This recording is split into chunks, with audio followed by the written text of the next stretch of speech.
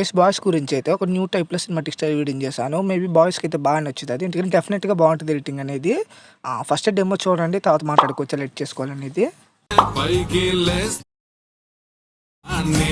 నా బాధే నాకు తక్కుపాకి అఫెటే నల్లా కొమ్మల్లో డెమో చూసారు కదా! మేబీ డెఫినిట్‌గా నచ్చే ఉంటది. నచ్చకుండా సపోర్ట్ చేయండి అబ్బా! అది చాలు. ఫస్ట్‌గా మీరు ఏం చేయాలంటే కింద డిస్క్రిప్షన్‌లోని దీనికి యూజ్ చేసిన 2 ఫాంట్స్ ఉంటాయి. ఆ 2 ఫాంట్స్‌ని యూజ్ చేసుకోండి. ఫస్ట్ ఇంపోర్ట్ చేసుకోండి. దాని తర్వాత ప్రాజెక్ట్‌ని ఇంపోర్ట్ చేసుకోండి. మిస్సింగ్ ఫాంట్స్ రాకుండా ఉంటాయి. అర్థం చేసుకోండి. నేను ఫస్ట్ అయితే ప్రాజెక్ట్ అని ఓపెన్ చేస్తున్నాను చూడొచ్చు. అలాగే ఇంకోటి దీనికి పార్టికల్ అంటే ఏం యూజ్ చేయలేదు. మేబీ మీ దగ్గర ఏమైనా పార్టికల్ ఉంటే యూజ్ చేసుకోండి. మరి ఇంకొకటి చెప్తున్నాను. ఇక్కడ రౌడీ అని ఒకటి ఉంటది. ఇంకోటి మొనగాడిని అని ఒకటి ఉంటది. లేదంటే రౌడీ అనేది మీరు కంటిన్యూ చేయండి. లేదంటే ఇక్కడ కింద ఉంది కదా మొనగాడిని అని. అంటే సంథింగ్ అది తీసేసి ఏదైనా కొటేషన్ పెట్టుకోండి. లేదంటే మీ నేమ్‌తో యూజ్ చేసుకోండి. అది మీ చాయిస్. నేనైతే ఏం చేంజ్ చేయట్లేదు. స్టార్టింగ్ నుంచి వదిలేస్తే మీకు సెకండ్ బీట్ మన నుంచి వస్తే మీకు ఇక్కడ ఒక పీఎన్‌జీ పిక్ ఉంటది. ఒకటి ఇది ఓపెన్ చేసి కరెంట్ ఫీల్డ్‌లో పోయి ఇక్కడి నుంచి రీప్లేస్ పెట్టుకోండి.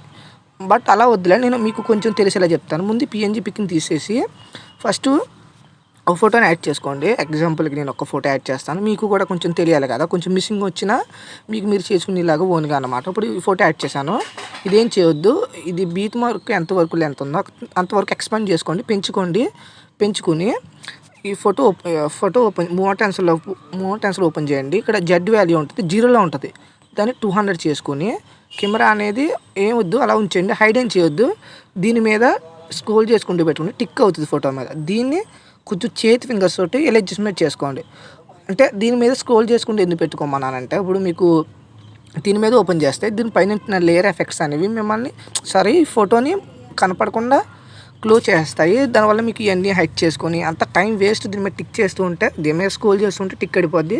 ఇప్పుడు చేతి ఫింగర్స్ ఇలా అడ్జస్ట్‌మెంట్ చేసుకోవచ్చు. ఇంకోటి ఈ ఫోటోని బ్లాక్ అండ్ వైట్‌లో యూజ్ చేసుకోవాలంటే యాడ్ ఎఫెక్ట్ క్లిక్ చేసి ఇక్కడ కరెంట్ లైట్‌లో పోతే ఇక్కడ మీకు ఒక్క నిమిషం షాటర్ వైబ్రేషన్ ఉంటుంది.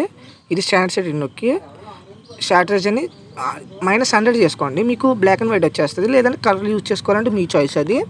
అలాగే నేనైతే ఫొటోస్ అయితే రిమూవ్ చేయను. మేబీ రిమూవ్ చేసుంటే ఈ ప్రాసెస్ చేయండి.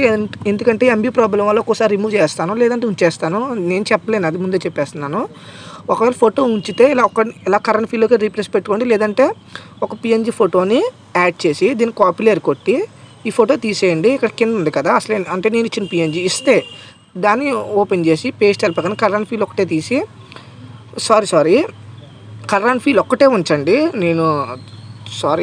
కరెంట్ ఫీల్డ్ ఒకటే ఉంచి అప్పుడు చేంజ్ చేస్తే మనకి ఫోటో రీప్లేస్ అవుతుంది. బట్ ఫోటో అనేది కింద దిగింది. ఏం లేదు.